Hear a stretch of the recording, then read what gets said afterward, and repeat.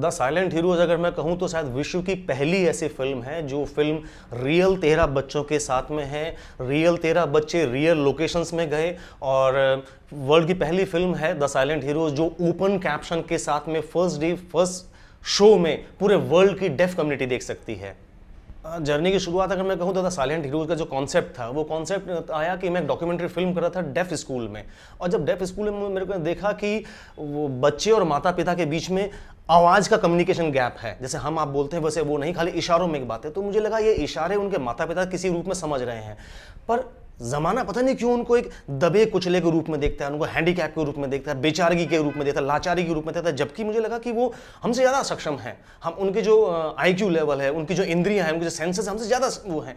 तो मुझे लगा क्यों ना उस बात को मैं लोगों के सामने लाऊं और उन करोड़ों डेफ लोगों को, करोड़ों के साथ करोड़ों परिवारों को मैं ये कि उस सिचुएशन लोगों के सामने ला के रखूँ कि वो बेचारे नहीं हैं, वो डिसेबल नहीं हैं, वो डिफरेंटली एबल हैं, वो हीरोज़ हैं।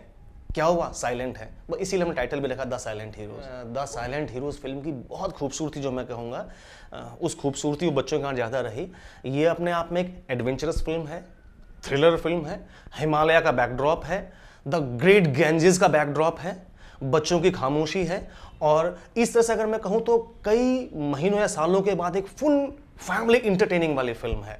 और मैं कहूँ तो इंटरनेशनल लेवल की किसी भी एडवेंचरस थ्रिलर फिल्म को ले लें, उस तरह की ये फिल्म है। अगर मैं तारे ज़मीं पर फिल्म की बात करूँ तो वो एक फिल्म एक बीमारी को लेकर थी, डिसलेक्सिया को लेकर, जिसके बारे में लोगों ने पहले कभी नहीं सुना था, परिवार को नहीं मालूम था।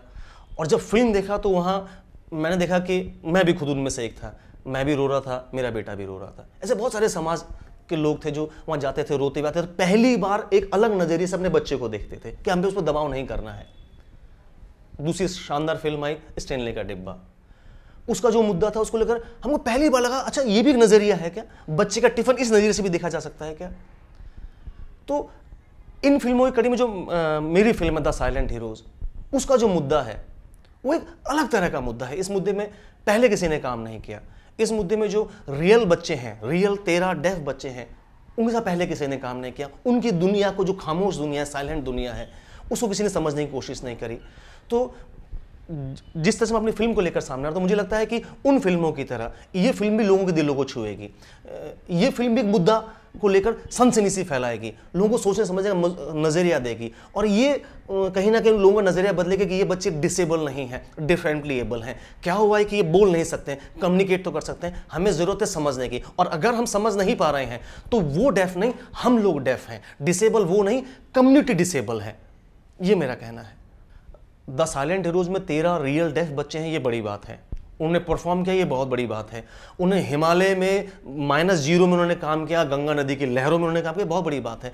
पर अगर मैं अपनी फिल्म का मुख्य सार कहूँ कि फिल्म क्या कहना चाहिए, फिल्म का सबसे विशेष बात क्या है, तो इनसे जुड़ी संवेदनाएं जो हैं, जिन संवेदनाओं को समाज नहीं समझ पा रहा है, जिन संवेदना को ये देना चाह रहे हैं हम ले नहीं पा रहे हैं, जो एक गैप है जिसको ये फिल्म फिल करती है, वो सबसे बड़ी बात इस फिल्म की है। मुझे लगता है जो मैं कहने जा रहा हूँ शायद वो हिंदुस्तान के बहुत सारे मेरे जैसे फिल्म बनाने वालों के लिए बहुत हौसले की बात है कि इतने बड़े कॉरपोरेट उसमें, जहाँ पे आप अपनी फिल्म को लेकर धक्का खाते रहे और वो आपको ऐसे नकारते हैं क्योंकि आपके पास रुपए नहीं होते हैं रिलीज़ करने के लिए, और रुपए भी वो करोड़ों में होते हैं, 2 करोड़ 5 करोड़, इतने रुपए हैं तो ठीक है, नहीं तो कुछ नहीं है।